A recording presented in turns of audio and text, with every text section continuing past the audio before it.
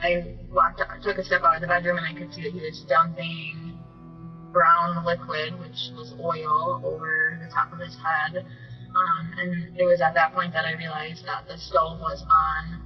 The burners on top of the stove were the light was lit up that they were on. And then I noticed behind him he had a clicker lighter he would use to start a grill or something like that. I ran back into the bedroom, grabbed a sweatshirt, and tried to grab the lighter from the counter. And I said, you don't need to do this. It's going to be okay. Just talk to me. He said, no, it's time you need to leave.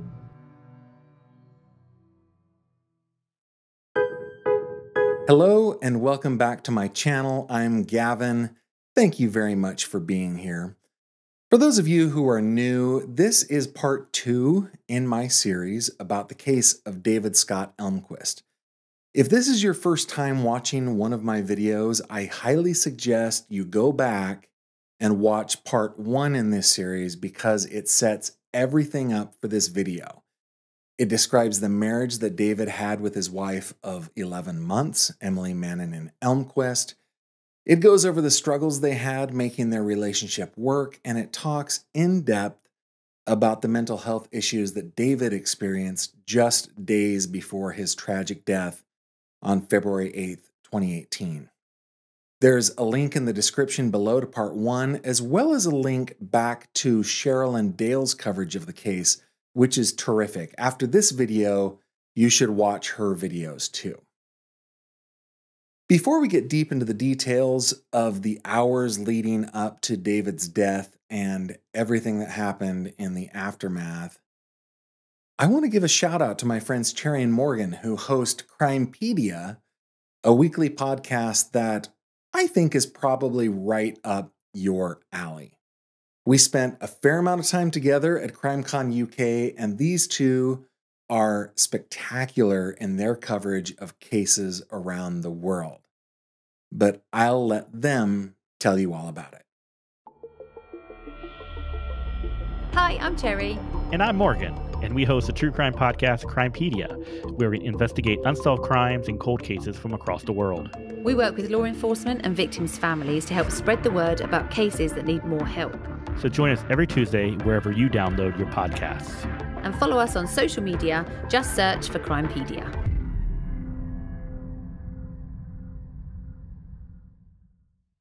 If you like the kind of stuff I do on my channel, you're going to like Crimepedia. So please give them a listen and let me know what you think down below. Okay, in part 1 of this series, I left off with David after having spent 10 days or so in the hospital because of a mental health crisis, and then going back home with his wife Emily after the court gave its okay.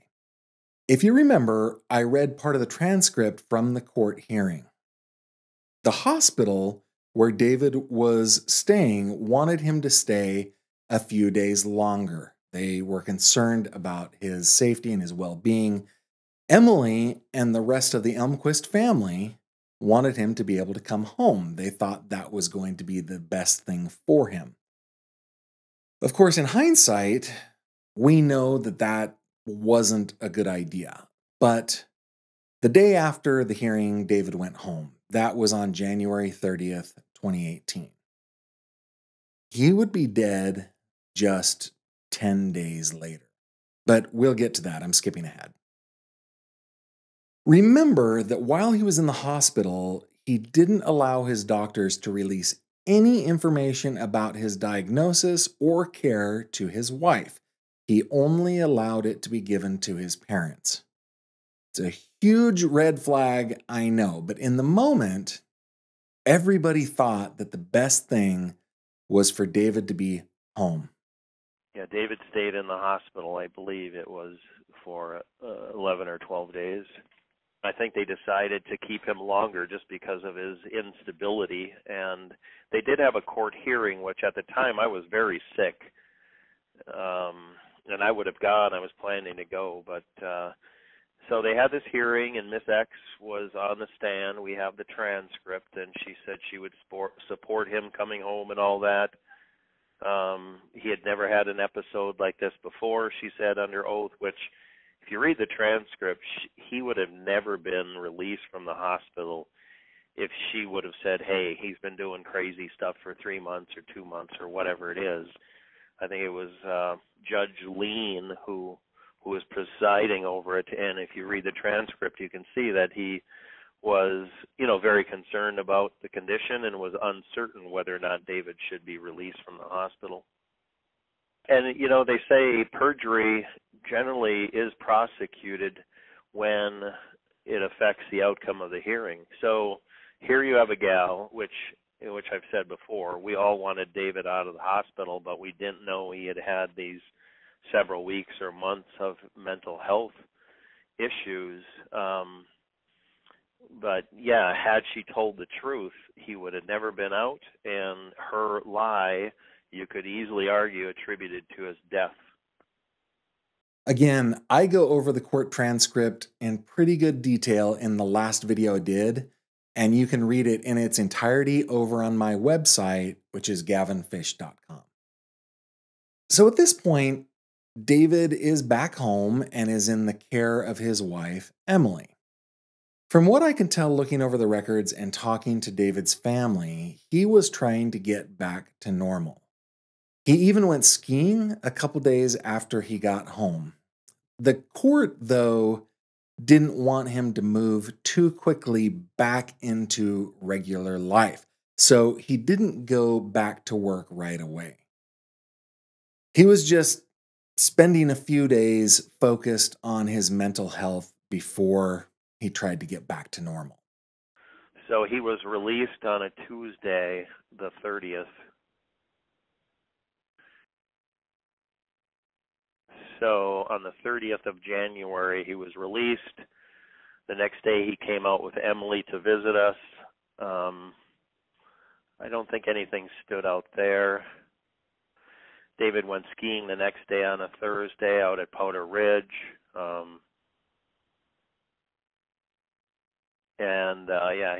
He seemed to be normal, talked about one of the racers, how fast this kid was and all that good stuff. Then I see here on the 4th, which was, I believe, Super Bowl Sunday, and I note here on my calendar, he calls in a delusional state, and he started talking about my dad being in the World War II and the Battle of the Bulge, and he said he wanted his Purple Heart, and it was just, it was weird, and, he just called me up, and he goes, wasn't that, didn't your dad fight in World War II? And I'm like, yeah, and, the Battle of Bulge, yeah, and whatever, and he just mentioned that he'd like to get his Purple Heart, which I just agreed with at the time.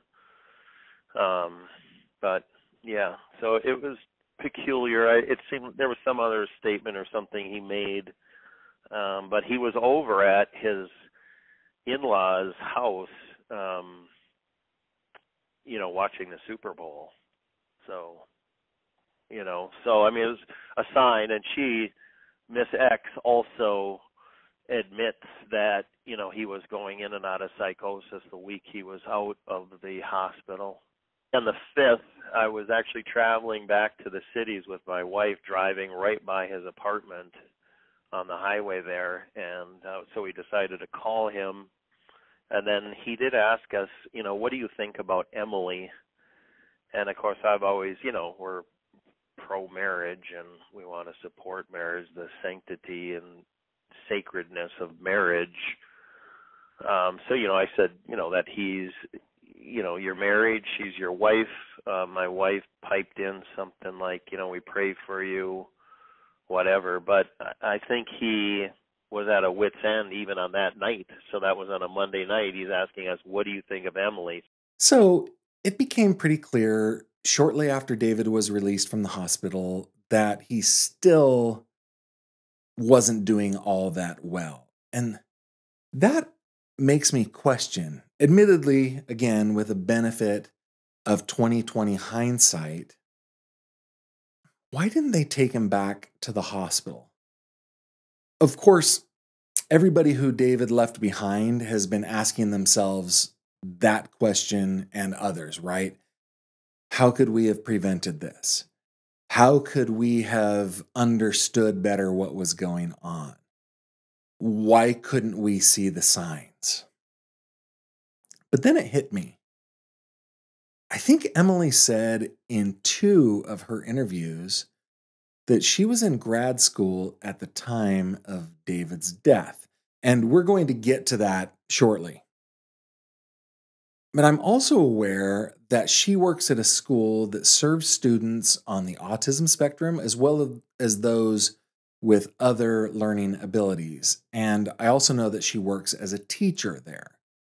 So that made me think, could she have had training that would have helped her help David as he was struggling with his mental issues?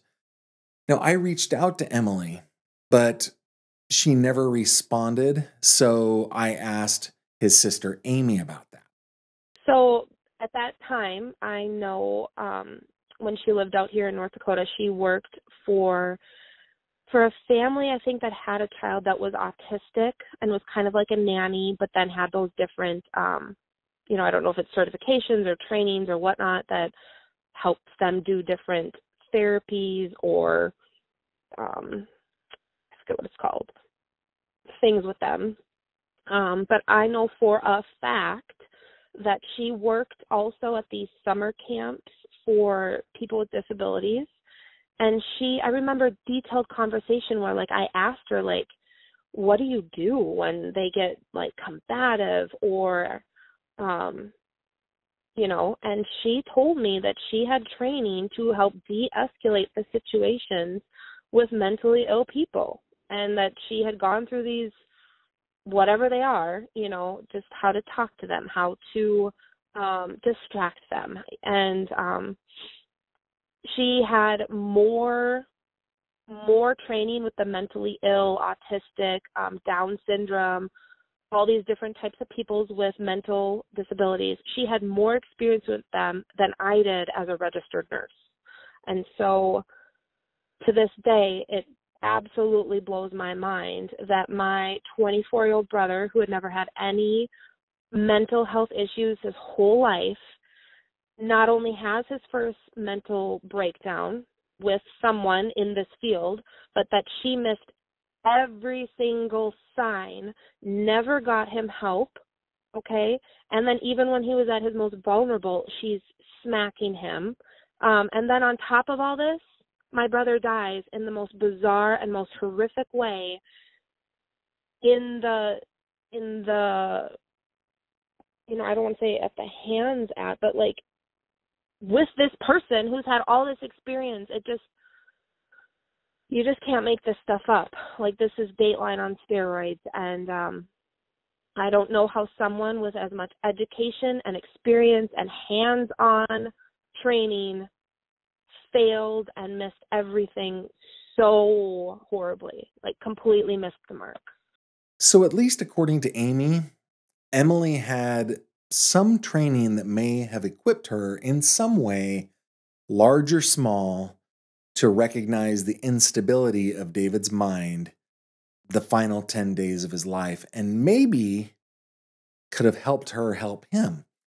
But again, I have the benefit of hindsight here, and I want to be fair. Okay, so over the next couple of days, David fell back into somewhat of his old routine. While he was still having some issues understanding what was real and what wasn't, he was able to go back to work. I went to work on Wednesday. Things were fine. We had to drive to Delano to meet his parents to borrow a vehicle because his truck was getting fixed. Something was wrong with it. Okay. At a dealership just up in Plymouth that it was getting fixed at. So we drove there and drove home. Things were fine. He took his parents' car to work on Thursday, okay, and then had said that he was going to drive back to his parents. They live in Cokato. drop the car off sort of and then have his dad drive him back home so that we could go get his truck. I said, oh, I was like, that seems like very ridiculous. But I'm not going to argue with you, you know, like I was like, wouldn't it be easy? Because I told him, I was like, I can't take any time off of work to like drive you to work. But you have other coworkers that live in the area, couldn't you guys have one of them pick you up? But no, like it made more sense for him to go to us. And that's where I was like, that's really strange. They came back and his dad had texted him Wednesday night. His dad was not even sort of, he was pretty rude to me. He yelled in my face a few times about him being in the hospital when he was in the hospital the first time, and decided that it was time for him to apologize after David had talked to him and David's sister had sort of told him he was out of line. And this was like 2 weeks prior that this incident between his dad and I had happened. Okay.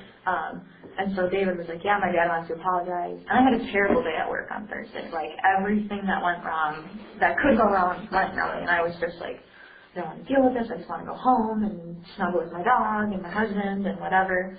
And so I get home and David's like, yeah, my dad got sick, which is not probably true. In that clip, Emily brought up some tension between her and David's parents going back, a few days to when David was in the hospital. Since she brought it up, I want to go back and see what Amy had to say about this time. My husband and I met Emily outside of this hospital, and we went in to see David, and my parents were coming then too. And it was a very tense time because Emily had been my friend, and I didn't know what was going on when I wasn't there. I didn't know anything about her slapping David. I didn't know anything about how she was treating David and what my parents witnessed. And so there was a lot of tension between my parents and Emily, and I didn't understand why. So I would say that I was definitely on Emily's side going into this hospital there. And I'll never forget, going into a mental hospital. Even as a registered nurse, I had never been in a locked down psych unit like that. And seeing my brother there in orange scrubs, it was very, very troubling. And I just felt, I don't know, it was just something that you'll never forget. So yeah, there was some tension between Emily and David's parents, mostly David's dad, Scott. But let's go back to when David went to go to his parents' house to return the car he'd borrowed from them.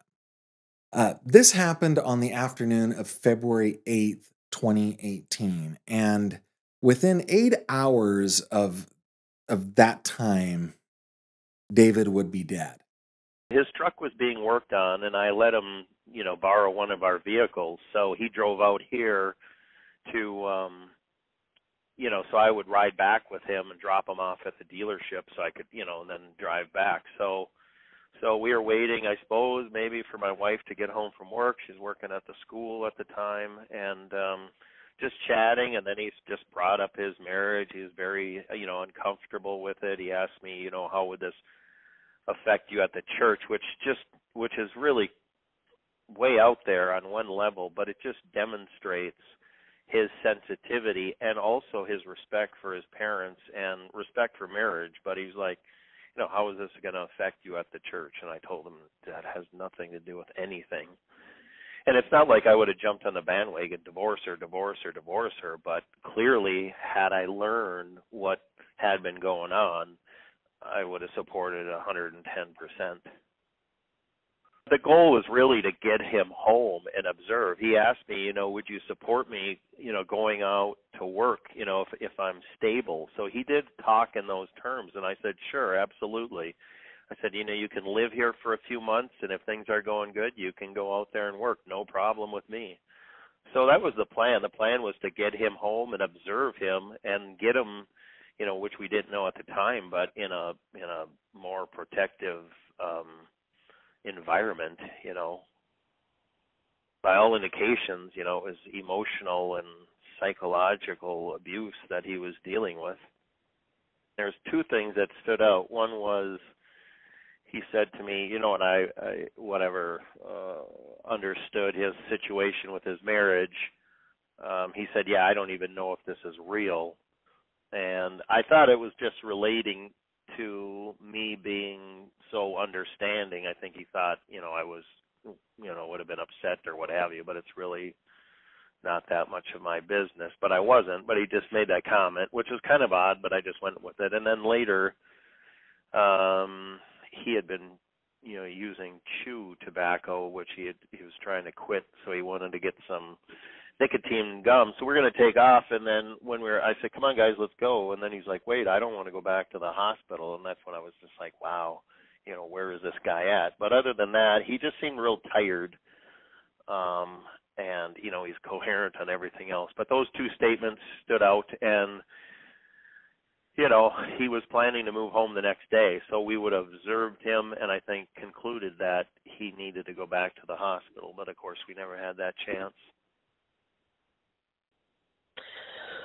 I don't even quite know where to begin. But the fact is that my brother left my parents' home, and 8 hours after telling them that he wanted a divorce, that his wife was manipulative, and that his marriage was toxic, 8 hours later, my brother was engulfed in flames. Just 50 minutes prior to him being engulfed in flames, he was texting my dad, you know, information and plans about the next day, how he was going to get my dad the name and phone number of his doctor. So that is what we know for a fact. Now, what happened during those 8 hours is between David and Emily and God. And David's not here to tell his side of the story, but I feel like there's so much that is out there that if just the right people were to look and see it, like, I don't know, it just raises a lot of questions. This is Officer Sutherland, badge number 126, regarding case number 18005796. The date is 2/8/2018. The time is now, the date is 2/9/2018. The time is now 19 minutes. I am here with Emily Corrine, Corrine, Elmquist, ELMQUIST. Date of birth is 5/30/94. All right, Emily, can you hear me okay? Yeah. So, kind of as I just explained, we're just going to go over what we had already talked about. Just start from the beginning of why you called the police today. My husband woke me up a little before 11, saying that I needed to go to my parents, that it was time. He kept saying I needed to go to my parents. You were sleeping? I was sleeping. Well, sort of sleeping, just laying in bed. In your bedroom? Yes, in my bedroom. I was kind of dozing off, ready for bed. Where was he? He, I thought, was in the bedroom too, watching news, but I realized now that he was probably out in the kitchen. He came in, he was naked, saying these things. I got out of bed, I walked into the kitchen. He said, what's going on? He said, it's time for you need to go to your parents, you need to listen to me. I walked back into the bedroom to grab my cell phone. He came into the bedroom, he grabbed his cell phone and mine and took mine from me. And I said, well, I need my phone.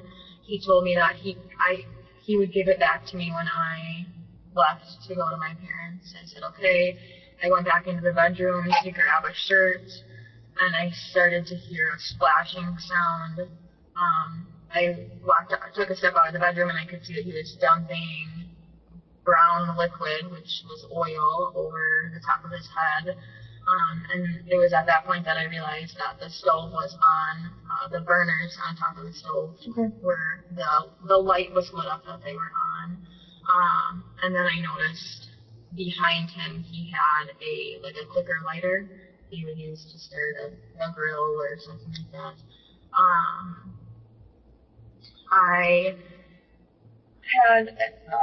I ran back into the bedroom, grabbed a sweatshirt, and tried to grab the lighter from the counter.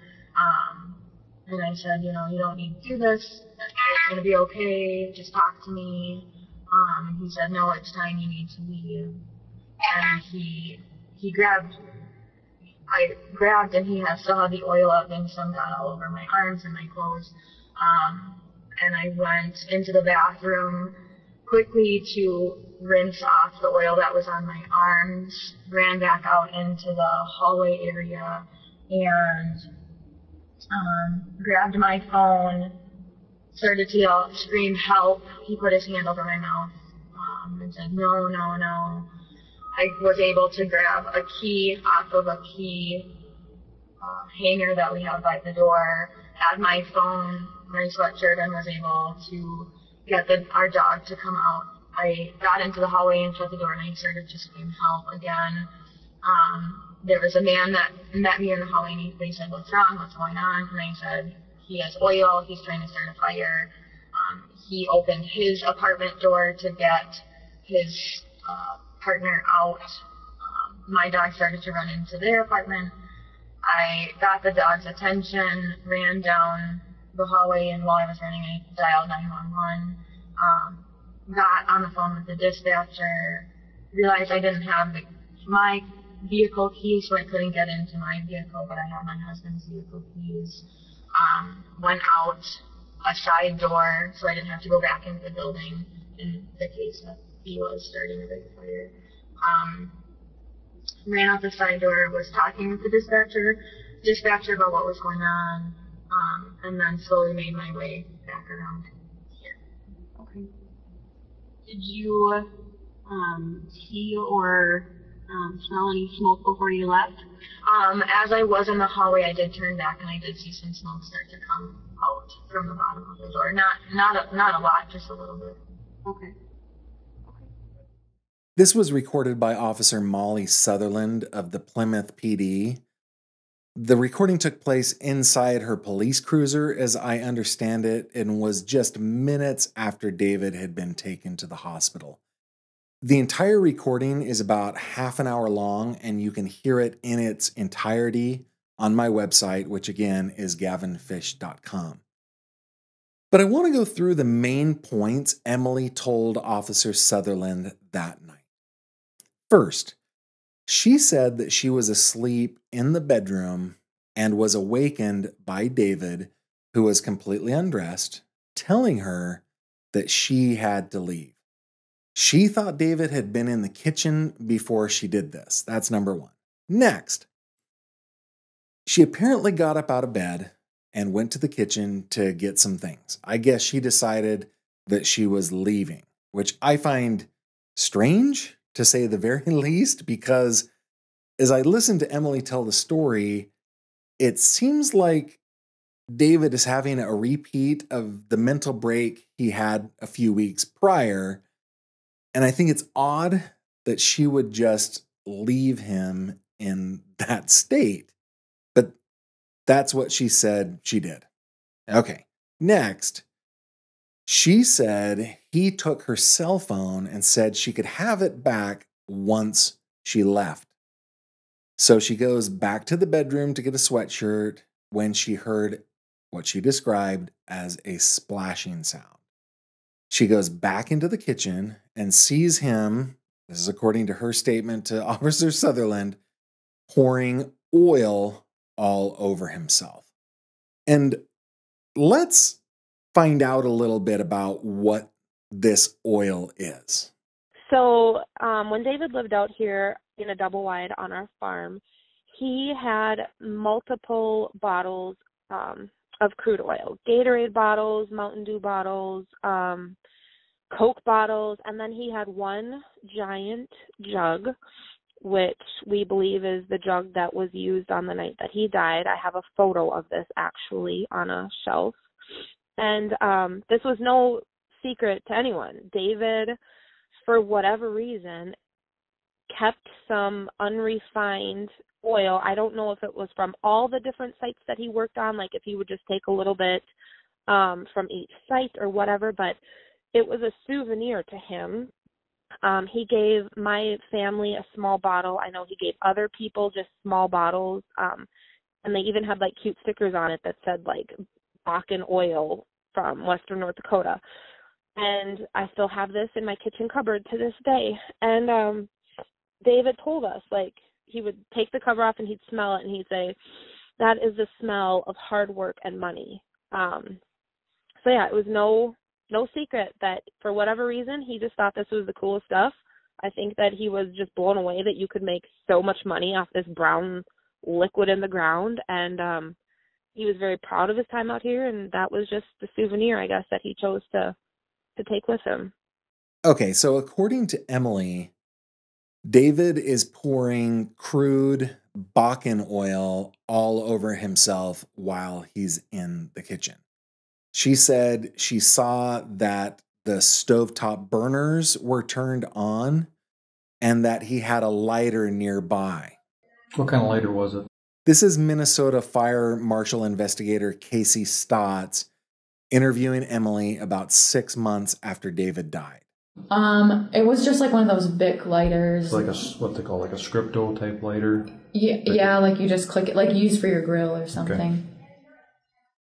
I'm getting ahead of myself again. I keep catching myself on that. Okay, so the next thing that Emily told Sutherland was that she tried to get the lighter away from David, that he fought back and wouldn't let her have it. In doing so, she got oil on her, so she went into the bathroom to clean it off. After that, she says she went back into the hallway, grabbed her phone, and started to scream. He then put his hands over her mouth and said, "No, no, no." Next, she was able to grab a set of car keys, get their dog, and then go out the front door of the apartment into the hallway. She said she shut the door behind herself. She ran into a neighbor. She told him her husband was trying to start a fire. The dog ran into the neighbor's apartment. She was able to go in and get him out. She then exited the building toward the garage where her car was parked. And while doing so, she dialed 911. She said she looked back and saw smoke coming out from under the door, like a wisp of smoke. And as she went toward the garage, she realized that she had grabbed David's keys, not hers, and David's car was parked outside. It was a truck, actually. So she went out the side door toward David's truck. And I just need to take a break for a second here. We're only partway through the story of what happened the night of February 8th, 2018, but I feel like I want to stop the story here. But don't worry, we'll get to the rest of it and it's going to get worse. But let's stop and take a moment to digest what we just heard from Emily just a little bit more, okay? When I first listened to this recording, the next thing I did was to look at the crime scene photos to see if the story they tell matches the story that Emily told. And I've actually been looking at this case for over 3 months now, so I don't want you to think that this came to me all at once. It's come over time, and it's come as I've talked and consulted with several other people about this. So not all of what I'm going to point out is the result of my own investigative skills. I just want to be clear on that. Several people contributed to what I'm about to tell you. I want you to consider this quote, and it is, "Half a truth is often a great lie." These 8 words were written by Benjamin Franklin and published in Poor Richard's Almanac in 1758. Half a truth is often a great lie. When I looked at the crime scene photos, this is the quote that came straight to my brain. Let's start with the bedroom. Emily said that she was sleeping in the bedroom and that David was probably in the kitchen, and he came in and awakened her. But when you look at these photos of the bedroom, it's pretty clear to me that the side of the bed that was slept in was David's side. I mean, we can see a baseball bat leaned up against the wall between the bed and the nightstand. It looks like there are David-sized clothes that are folded up on the other side of the nightstand, almost as if he's packing to go somewhere. A closer look at the nightstand, and we can see a large-sized masculine wedding ring and some nicotine gum. He had been, using chew tobacco, which he was trying to quit, so he wanted to get some nicotine gum. And David's Bible is right there on top of the tissue box. So, to me, it looks like it wasn't Emily who was sleeping in the bed. It looks like it was David. So, let's look at the rest of the apartment outside the bedroom. And this part was actually pointed out to me by a viewer who went to my website and looked at all the photos. Do you see the couch? To me, it looks like somebody was out on the couch watching TV. I'm inclined to believe that it was Emily because I think David was asleep in the bed. Again, half a truth is often a great lie. So, what I'm getting at here, not so tactfully, is that I suspect that Emily is telling the story almost exactly how it happened, but she's reversing the roles. Okay, so we went over the whole bed thing. Okay, the next thing Emily said is that she got up out of bed to go to the kitchen to get some things. So if we keep reversing the roles in our minds here, I suspect that means David got up out of bed and headed to the kitchen. If that's what happened, Emily had probably startled him out of bed. Maybe he decided, hey, this is a good time to go to mom and dad's. Let me get ready and go. And she had probably just been screaming at him the way that she described that David had screamed at her, that he just had to go to his parents' house now. And so in this scenario, he went to the kitchen to get a few things. Maybe he went to grab his souvenir bottle of oil. I mean, he loved it, so who knows? The next thing that Emily said was that David had her cell phone and wouldn't give it back until she left. So maybe that means that she was telling him to get out and that he could have his cell phone once he was on his way out the door. So he goes into the bedroom to get dressed when he hears something out in the kitchen. Splashing, maybe? I think I'm getting ahead of myself again. I need to slow down. Let me get back to the way Emily was telling the story rather than how I suspect it happened. We just need to digest her testimony here. She said he poured oil all over himself and that in a struggle, she got some of it on her too. She cleaned up, she grabbed the keys, the dog, her phone, and she beat feet. Once in the hallway, she looked back and saw smoke. So what she's saying is that there was one fire.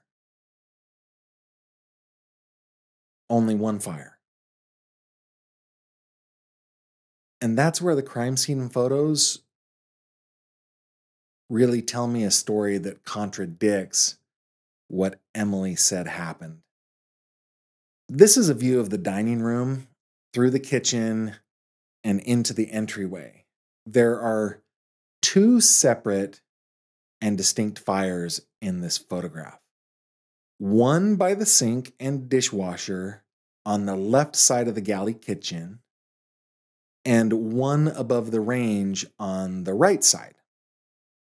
There's no evidence that I can see that might connect these two fires. In fact, to me, these fires look completely dissimilar.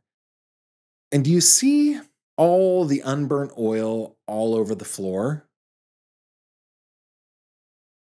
I think now is a good time to talk about David's oil collection. David had collected the oil from the North Dakota oil fields that he worked in prior to marrying Emily, and also a few months into their marriage. And remember, I go into that deeply back in part 1. So definitely go back and watch part 1 if you haven't. And if you remember, David loved his job, and it was a huge issue of contention between the two of them. David eventually gave up his job to move back to Minnesota to be with Emily. She was not interested in the lifestyle out in North Dakota. She wanted to continue with her education. She wanted to be in Minnesota. Now, the kind of oil that David collected, and we could talk for days about whether this is wise or not to collect this oil, but the kind of oil that he collected from the North Dakota oil fields is called Bakken oil. And the thing about Bakken oil is that it's volatile. And it's volatile to the extreme. It's well known within the oil drilling industry that it can explode.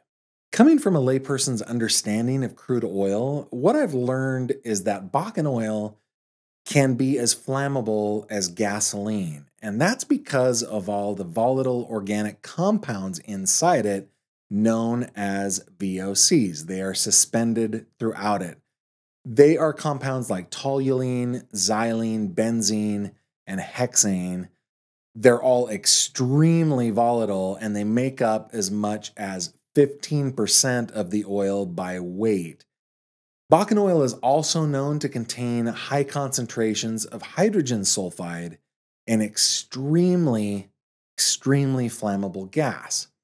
So if an open flame hits Bakken oil, it can burn hot and quick, like explosively.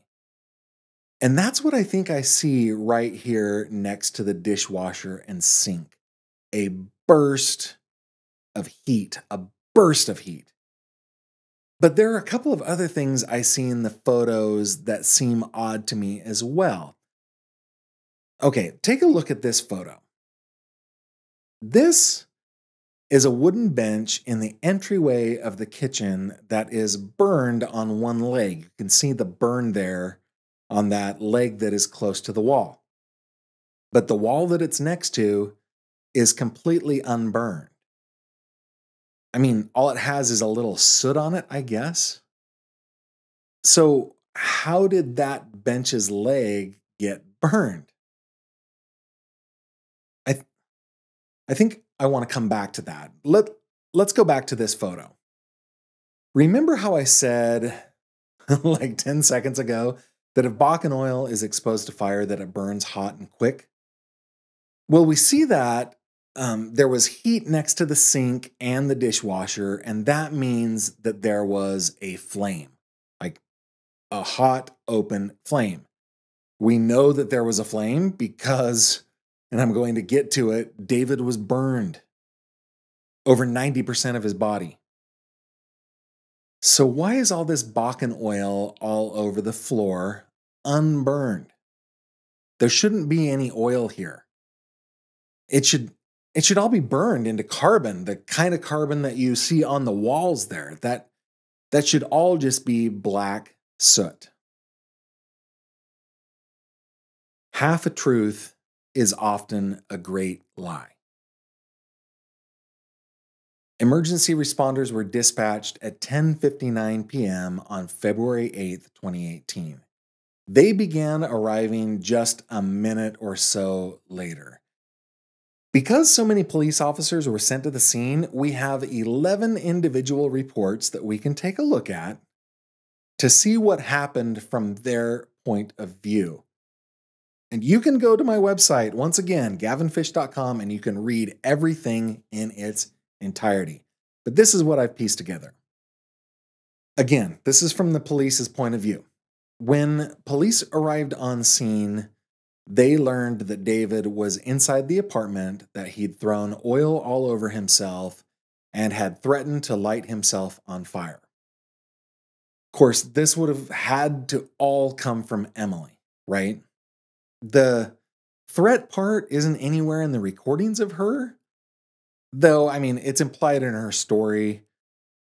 I mean, she said he had a lighter in his hand and the stovetop was on. I'm probably making a mountain out of a molehill, but I never heard her say that he threatened to do that. Anyway, according to the reports, Emily told police that the stovetop was on and that he had a lighter in his hand. She told officers that he had previously been hospitalized with mental health issues. She also told them that David may have knives in the apartment. And that's according to the police incident reports. Emily didn't say anything about knives to Officer Sutherland, to Fire Marshal Stotts, or to anybody else that we have a recording of. She only mentioned a knife to a Detective Heath Bird when she told a story about a time when David was drunk, probably years before, back in North Dakota. My point here is that the police say she told them he might have knives, but there's no other evidence to support that claim. And if anything has taught us anything about police, just in general, I'm thinking specifically about the George Floyd incident and the Uvalde, Texas incident, I think that we know that police officers behave like humans. They have human nature. So if they mess things up, they will make up a story. Many of them will make up a story to cover that up. And this is important, and we're going to come back to it, okay? Let's keep going on what the police say happened. Okay, so they say that they then enter the hallway of the apartment building. Mind you that police have not allowed firefighters to enter at all based on what they say they've learned about the situation. The hallway is halfway filled with smoke, top to bottom, and the reports say that the police attempted to make contact with David verbally, but got no response. Several minutes pass as officers say they helped other residents of the building leave their apartments. David and Emily's apartment was number 352. In their reports, police say they established a, quote, tactical position, close quote, in apartment 351. I believe that's the apartment across the hall that David and Emily's dog ran into, but I don't know that. Police say they used what's called a body bunker to shield themselves. Their story goes that they were afraid for their safety because David was wielding a knife inside number 352. More time passes, and they eventually open the apartment door, which was unlocked. They prop the door open and note that it is not hot to the touch. That means no fire. But the apartment is filled with heavy smoke, and they can see that, well, they can see what they described as a brown liquid substance on the floor. They also saw evidence that a fire extinguisher had been used, and I'll get back to that probably in part 3. Now, because the apartment was so filled with smoke, according to police, they say that they used 40 millimeter less lethal rounds and fired them into the apartment windows and sliding door from outside to clear the smoke.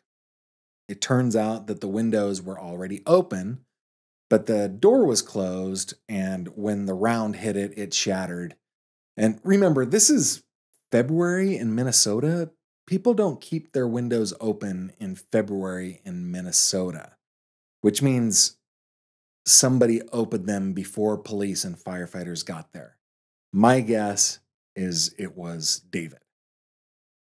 Anyway, more time passed. And as the smoke began to clear, police said that they saw either a rag, a towel, or an oven mitt on a glowing burner of the stove. They used what they described as a fire pole that they borrowed from firefighters to remove it from the burner. They said it took 2 tries. And on the second try, while they were doing that, they spotted David inside the apartment. They successfully removed the rag or towel or oven mitt, whatever it was, off of the burner, and the smoke in the apartment began to dissipate. So at that point, there's no fire, there's just smoke. More time passed. Then, I would describe it as miraculously. Under his own power, and with burns over 90% of his body, David walked out of the apartment and fell to the ground. Large chunks of skin had fallen off of him. There were burns and blisters all over him.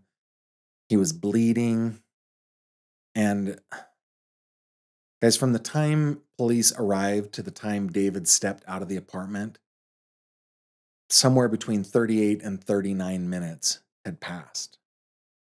So for about 39 excruciating minutes, David was inside his smoke-filled apartment. And I've got to believe with his religious background, he was probably praying for help. And the police, the people with the power to help him, stayed outside of the apartment for about 39 minutes, not even allowing firefighters to enter.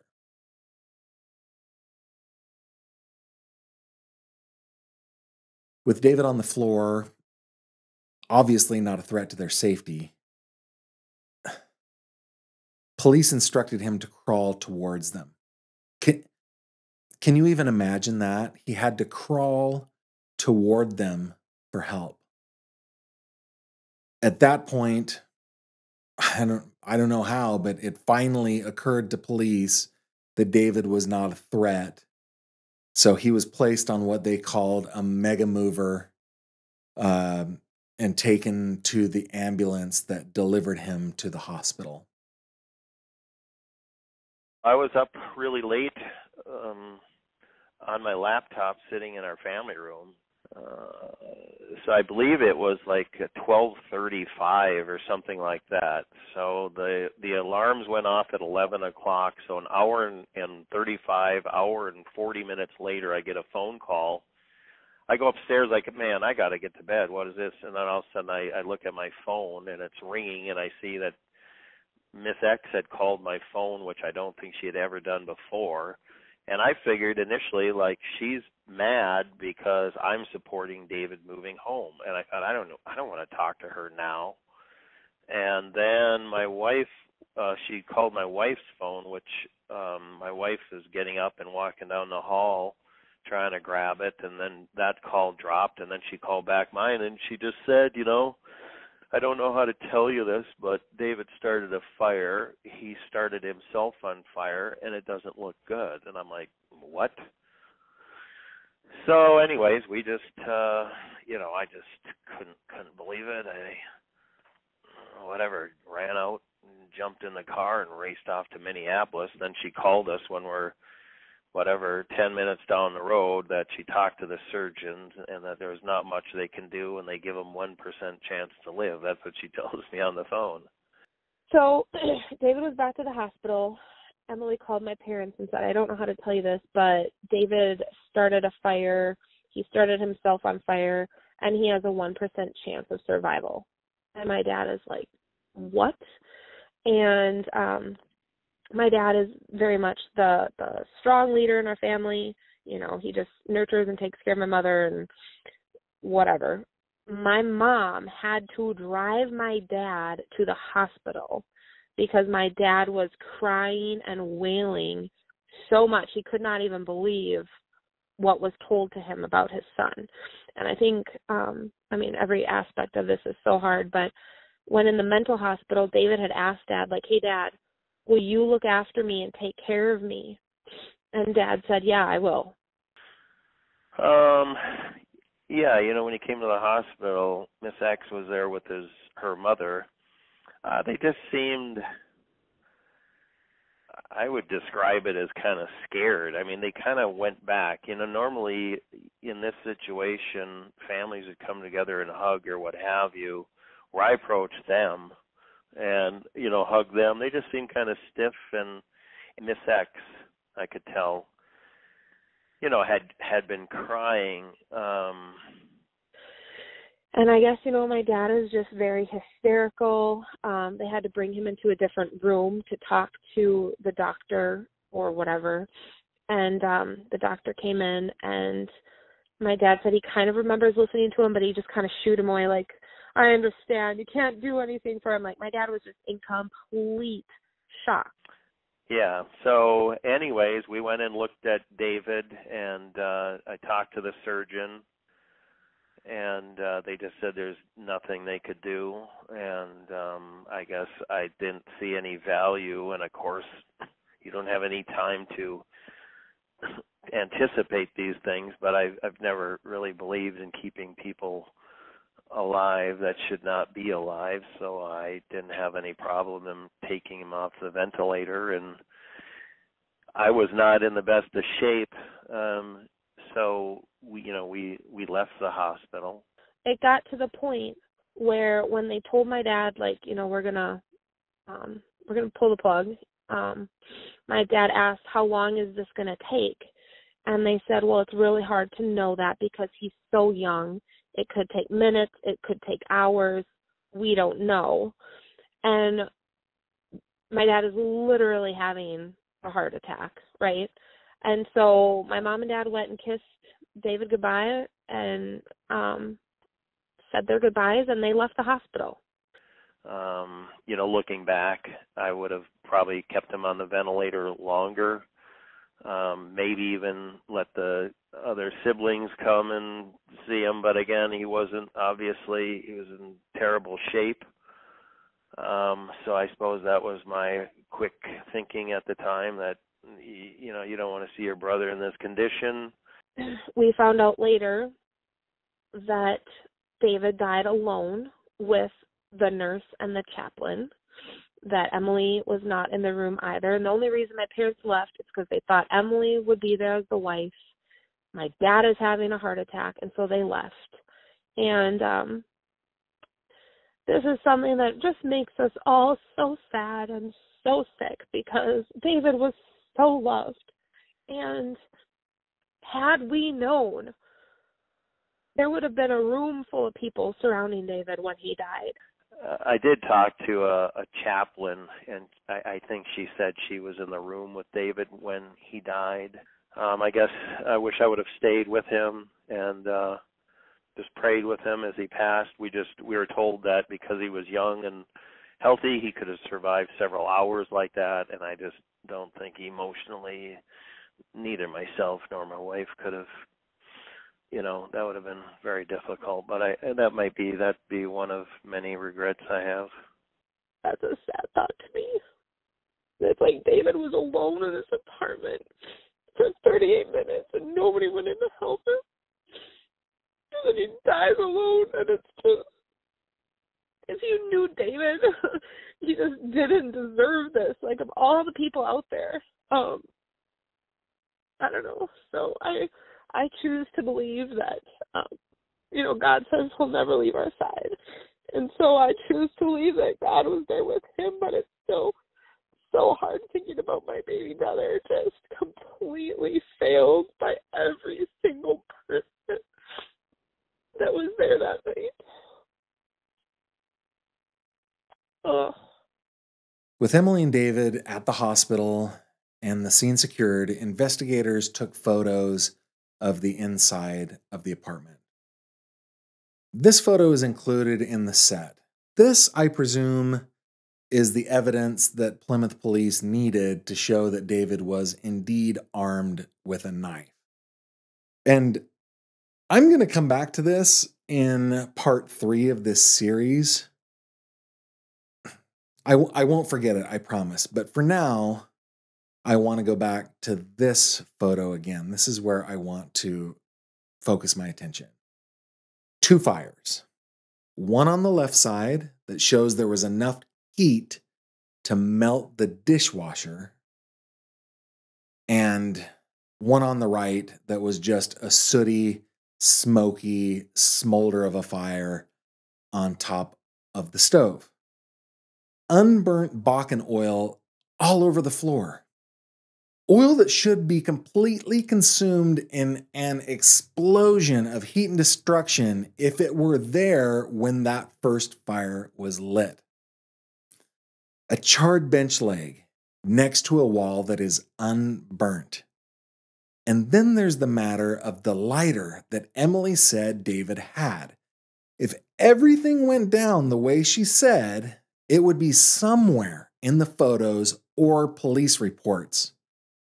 But it's not. It's nowhere. It's desaparecido.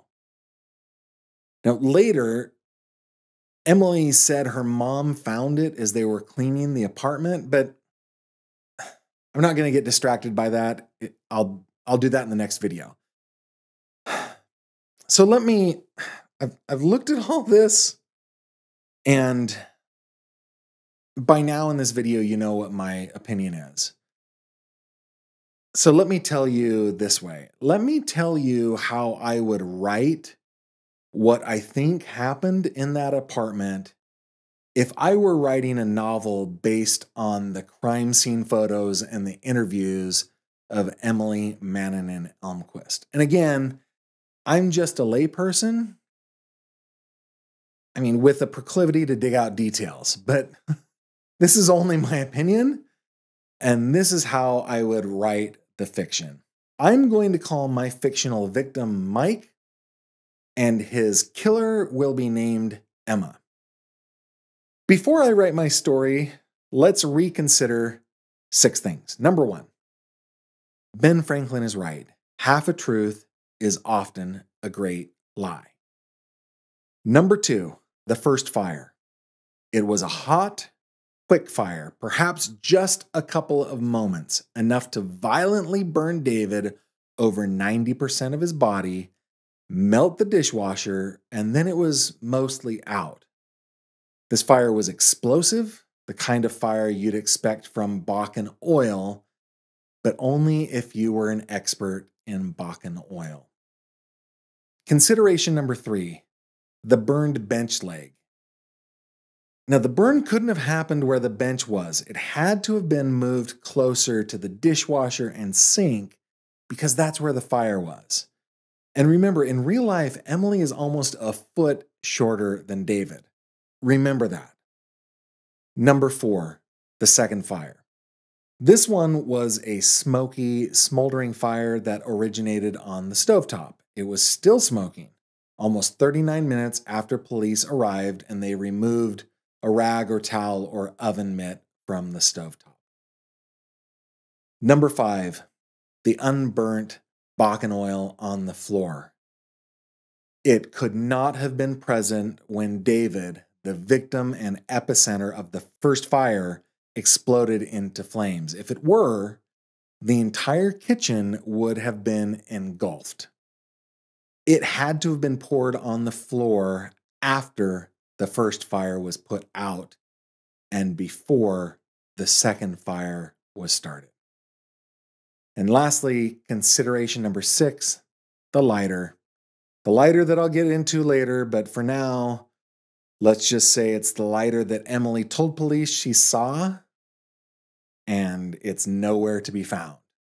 Nowhere. It's not in any photos, and police never reported they found it, even though they'd been told that David had it. So, with those considerations, here's how I'd write my fiction.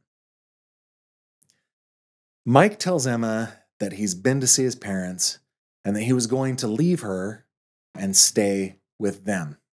If he felt good after a few months, he was going back out to North Dakota to work in the oil fields, the job that he loved and regretted leaving.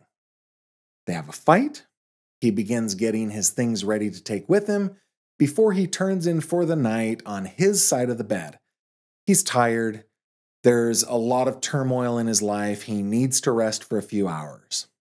The following morning, he reasons, He'd be at his parents' house where he could convalesce and work towards moving back out to North Dakota. Emma stays up. She perches herself out on the couch with a couple of pillows and a blanket. She is angry at Mike for wanting to leave her.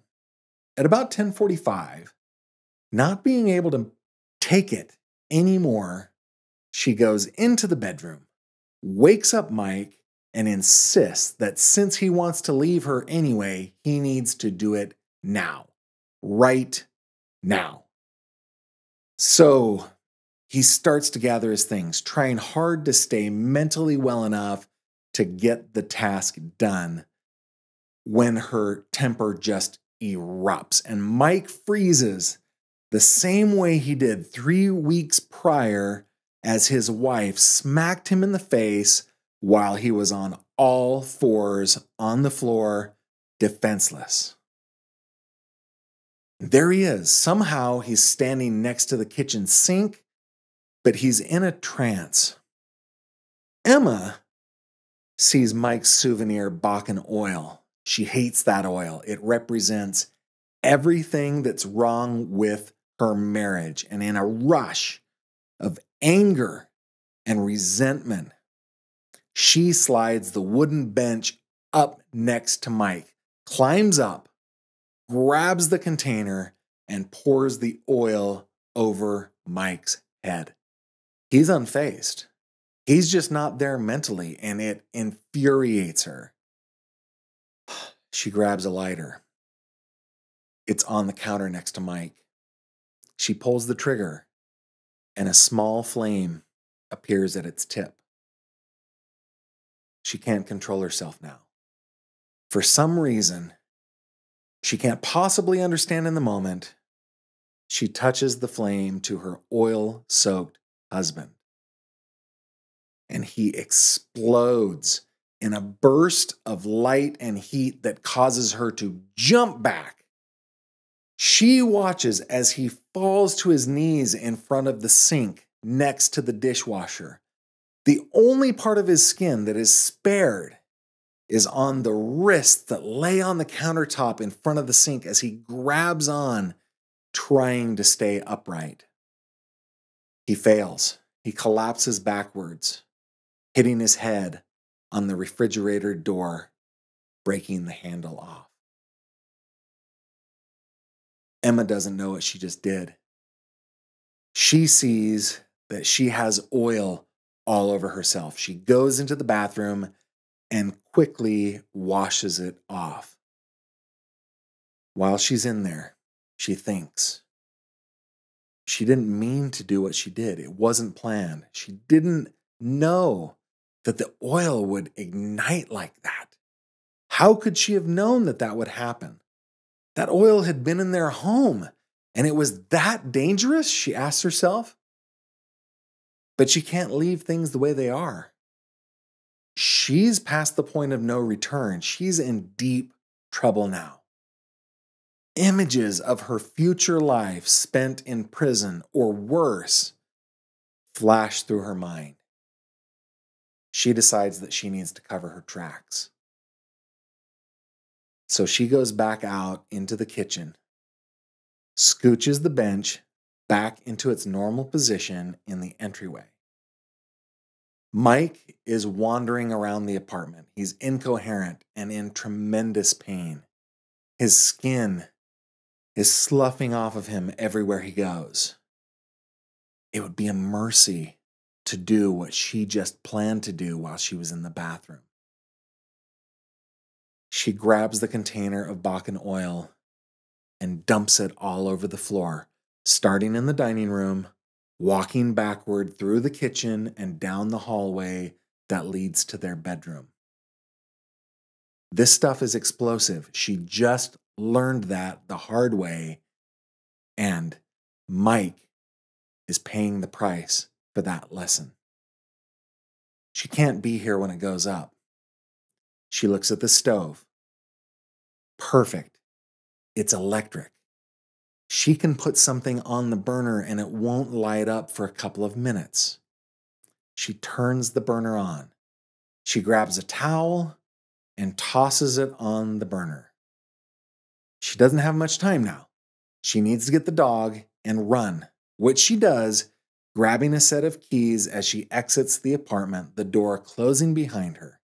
She looks back and sees a whiff of smoke coming out from under the door. In a brief moment of relief, she thinks she's going to get away with this. She's actually going to get away with this. That's how I'd write the story. And that's where I'm going to end this video. But there's at least one more part in my series to go. So please, if you haven't subscribed, click that button if you like this kind of content. Also, do not, under any circumstances, dox, bully, stalk, or threaten Emily Mannanen. Just don't. Everything I just said is a fictional story of what the evidence suggests to me. If Emily Mannanen ever faces justice for this, she is and will remain innocent until proven guilty. This is not a witch hunt for Emily at all. I have always stated to my parents, to everyone, that I will always give her the benefit of the doubt. But I believe with every ounce of my being that she knows way more about what happened the night that my brother died than she has ever let on or told anybody. But I will continue to give her the benefit of the doubt. But our family deserves answers, and we deserve to know what happened to David. And if Emily is so innocent, then come forward and help our family seek these answers out.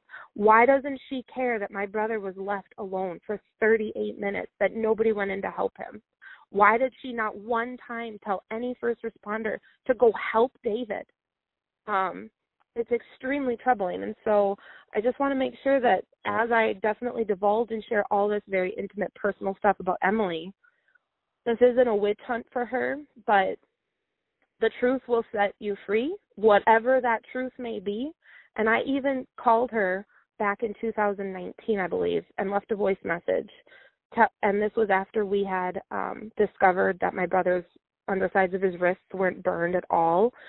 And it just raised a lot of extremely troubling questions. And I called Emily to say that I'm praying for you, and that no matter what happened to my brother, Emily, I forgive you. But we deserve to know the truth.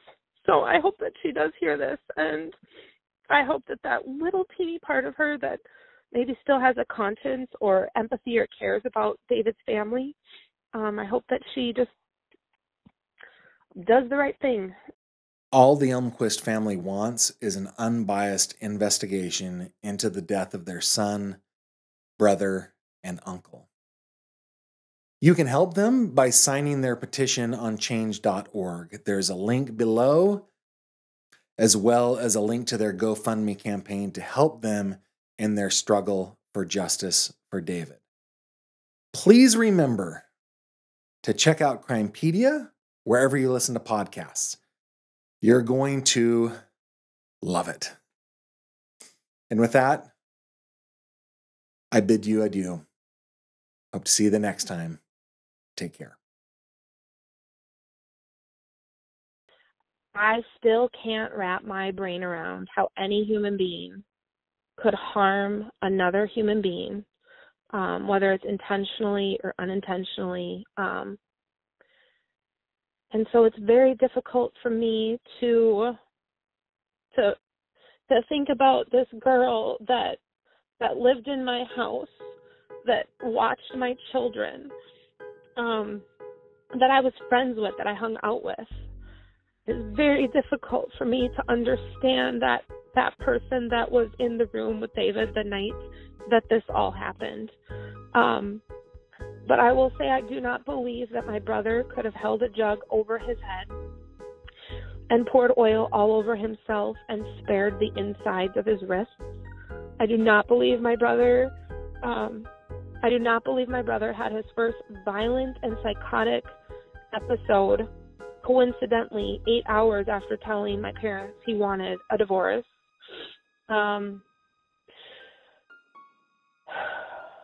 Yeah. So I guess those are the questions that our family has. You know, make this make sense. Thank you very much for watching this video. If you liked what you saw, please subscribe to my channel. And if you have any comments or questions, please leave them below.